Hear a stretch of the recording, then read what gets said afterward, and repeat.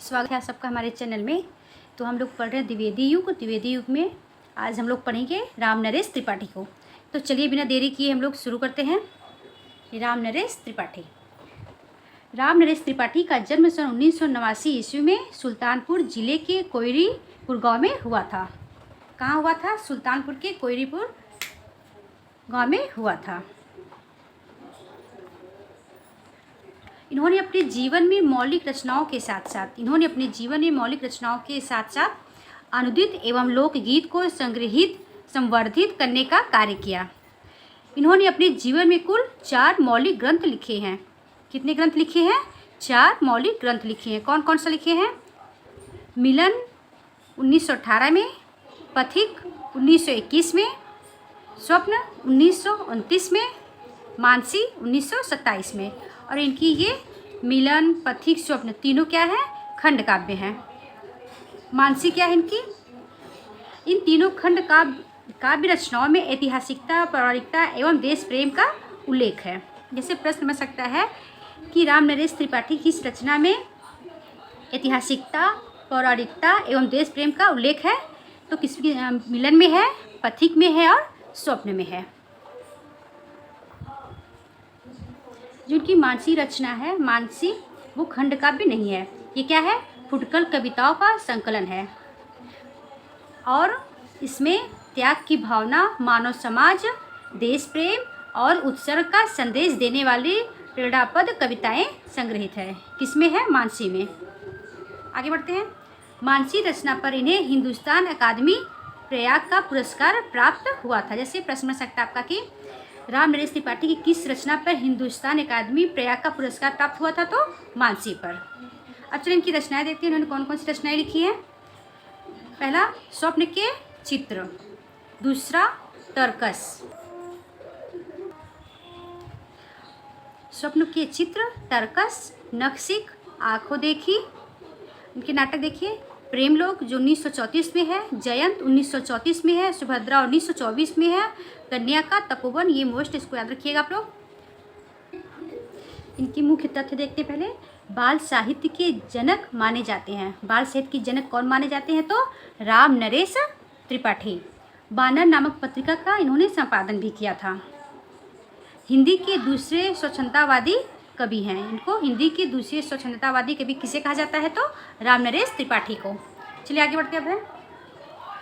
अजनबी, पैसा, परमेश्वर, ये भी दोनों की मोस्ट रचनाएं हैं। इनके उपन्यास कौन कौन से हैं?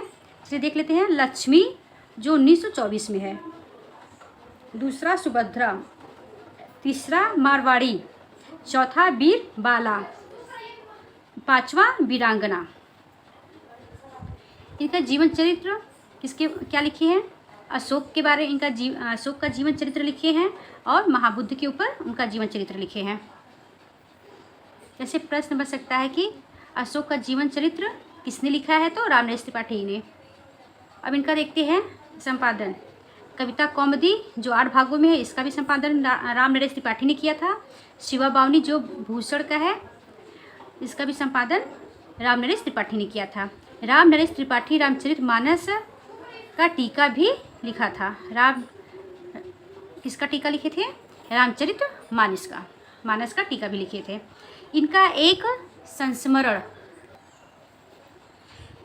एक संस्मरण यादों के आधार पर 30 दिन मालवीय जी के साथ, ये मोस्ट इम्पॉर्टेंट रचना है।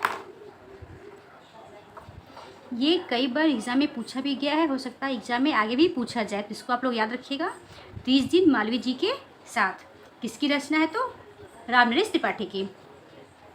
अति ख्याति लब्ध रहा है। इन्होंने आलोचनात्मक ग्रंथों में हिंदी साहित्य का संक्षिप्त का इतिहास लिखा है, जो अपूर्ण है, को सृजित किए थे। 1931 ईस्वी से लेकर 1941 ईस्वी तक बानर नामक पत्रिका में प्रकाशित किया।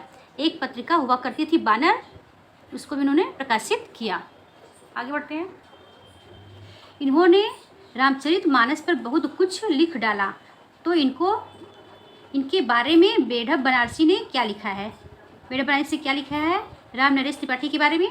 चलिए पढ़ते हैं। तुम तोप में लाठी, तुम रामा चरितमानस निर्बल, मैं राम नरेश त्रिपाठी। ये किसने लिखा है? बेढ़ब बनारसी ने।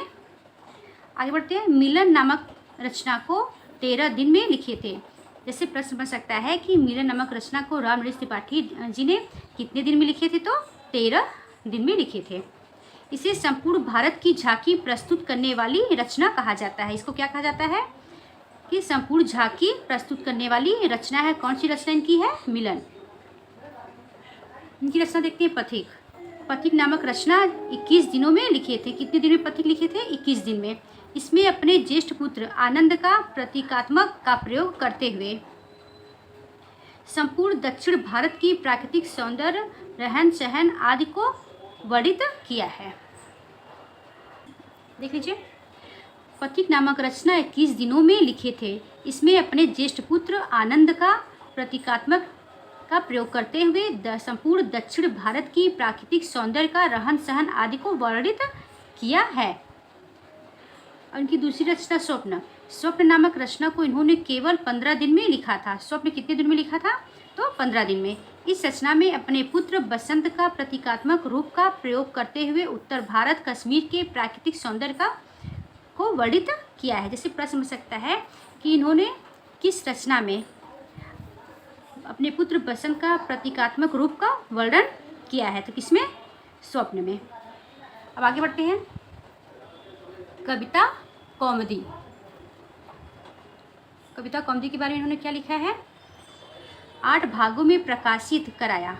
कविता कौमुदी को कितने भागों में प्रकाशित करवाया? तो 8 भागों में प्रकाशित करवाया। जिसमें क्या है? लोकगीतों का अद्वितीय संग्रह है। इसमें क्या है? लोकगीतों का अद्वितीय संग्रह है। अब चलिए इनकी पंक्तियाँ देख लेते हैं। महत्वपूर्ण पंक्तियाँ सब।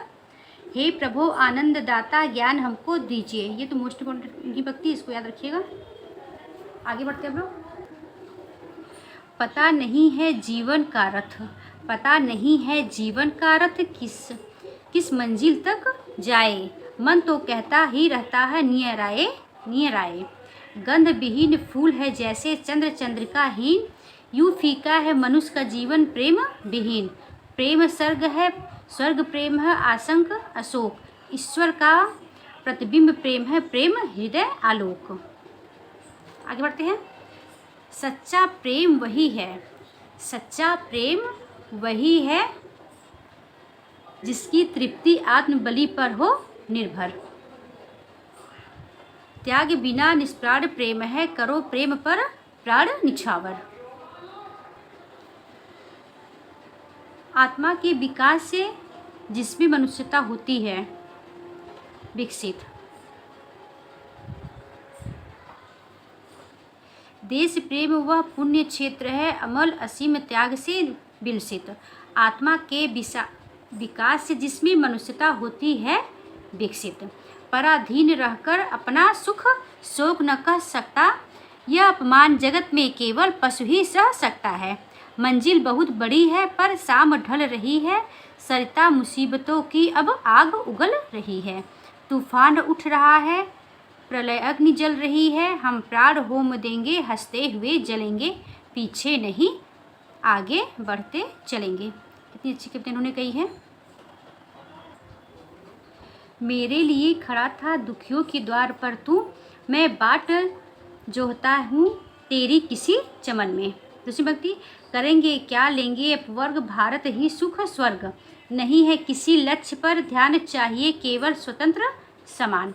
जिसका चरण निरंतर रत्नेश धो रहा है, जिसका मुकुट हिमालय, वह देश कौन सा है। नदियाँ जहाँ सुधा की धार बहा रही है, सींचा हुआ सलोना, वह देश कौन सा है। चलिए इनकी पंक्ति पढ़ के हम लोगों ने समाप्त कर लिया है। अब इनके बारे में किसने क्या कहा है कुछ कथन देख लेते हैं। चलिए अब इनके कथन देखते हैं रामनरेश त्रिपाठी के बारे में। शुक्ल जी ने क्या कहा है। काव्य क्षेत्र में जिस स्वच्छंदता का आरंभ श्रीधर ने दिया था, उसके पक्ष पर चलने वाले द्वितीय उत्थान में त्रिपाठी जी हैं। यह कथन किसका है तो शुक्ल जी का। रामनरेश त्रिपाठी ने ऐतिहासिकता और पौराणिक कथाओं के भीतर न बंधकर अपनी भावना के अनुकूल संचरण के लिए नूतन कथाओं की उद्भावना की है। कल्पित आख्यानों के प्रति यह विशेष अनुभाव, विशेष झुकाव स्वच्छंद मार्ग का अभिलाषा सुक्ति करता है। यह कथन किसका है? तो शुक्ल जी का। तीसरा कथन देखते हैं कि शुक्ल जी का क्या है। स्वदेश भक्ति की जो भाषा भारतेंदु के समय, स्वदेश भक्त की जो भाषा भारतेंदु के समय त्रिपाठी जी की भाषा परिष्कृत खड़ी बोली है। यह किसकी है? ये भी शुक्ल जी का ही कथन है, रामनरेश त्रिपाठी के बारे में। चौथा कथन देखते हैं। रामनरेश त्रिपाठी में जहाँ स्वच्छंदतावाद का उल्लास है वही अनुशासन पूरा हुआ। ये कथन किसका है? रामस्वरूप चतुर्वेदी जी का। एक बार इनका फिर सुन लीजिए। त्रिपाठी जी में जहाँ स्वच्छंदतावाद का उल्लास है, क्या है? स्वच्छंदतावाद का उल्लास है, वही अनुशासन पूरा हुआ है। यह कथन किसका है?